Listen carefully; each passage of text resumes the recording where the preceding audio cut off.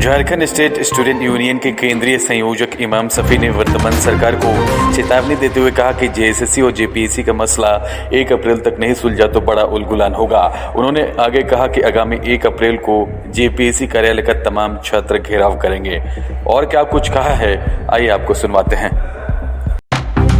झारखंड के युवाओं के साथ साथ पूरे देश के युवा जो जेपीएससी या जेएसएससी की तैयारी कर रहे हैं, उसके साथ विश्वासघात हो रहा है।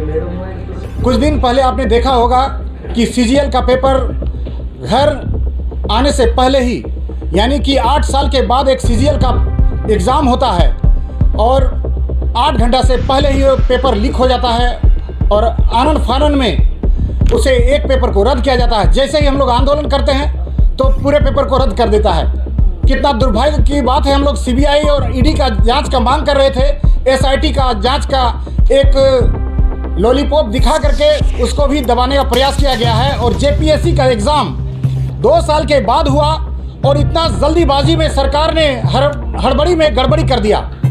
मात्र 13 दिन मिला और जेपीएससी जो है 11वीं जेपीएससी का एग्ज़ाम हुआ। उसमें हम लोग बार बार बोल रहे थे कि कम से कम जो नियम है 45 दिन का समय होना चाहिए। जो 17 मार्च को एग्ज़ाम हुआ है जेपीएससी का, बहुत बड़ा उसमें गड़बड़ी और हड़बड़ी और तमाम प्रकार के भ्रष्टाचार के आरोप लग रहे हैं पूरे झारखंड में। इसका जो है विरोध हो रहा है। झारखंड के युवा बहुत जल्द जो है झारखंड की राजधानी रांची जेपीएससी कार्यालय में कुछ करने वाले हैं। तो ये इस स्थिति को पैदा करने वाले मुख्यमंत्री हेमंत सोरेन जी हैं और वर्तमान में चंपई सोरेन जी जो हैं, उनसे बहुत उम्मीद था, लेकिन हम लोग को निराशा हाथ लगा है।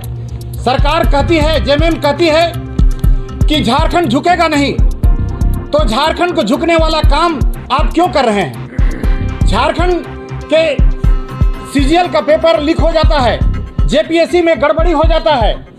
आप जो है मुख्यमंत्री जमीन का घोटाला से जेल के सलाखे के अंदर चले जाते हैं और आप बोलते हैं झारखंड झुकेगा नहीं। आप झुकने वाला काम क्यों करते हैं? हम लोग भी चाहते हैं, हम लोग भी जानते हैं कि झारखंड झुकेगा नहीं और झारखंड को झुकने नहीं देंगे। लेकिन आप जो सरकार है, आपको संवेदनशील होना चाहिए था युवाओं के प्रति, लेकिन आपने कोई ऐसा काम नहीं किया। 4 साल बर्बाद किया है झारखंड के युवाओं का। और आने वाला अभी जो है 1 महीने के बाद लोकसभा चुनाव है, जो बेसर हम लोग के गुरुदेव जी ने कहा है। तो आपने देखा है कि हम लोग जो निर्णय ले रहे हैं जेपीएससी बी पेपर में, हम लोग सवाल करने आए हैं सरकार से इस प्रेस माध्यम से कि बी पेपर जो मिला था उस दिन करीब 3 लाख लगभग एग्ज़ाम दिए हैं। 3 लाख में बी पेपर जितने लोगों को मिला है उसमें 25% लगभग बी पेपर, यानी कि करीब 25,000 के आसपास स्टूडेंट का बी पेपर का 2 सेट मिला हुआ है और उसमें भारी गड़बड़ी मिला है।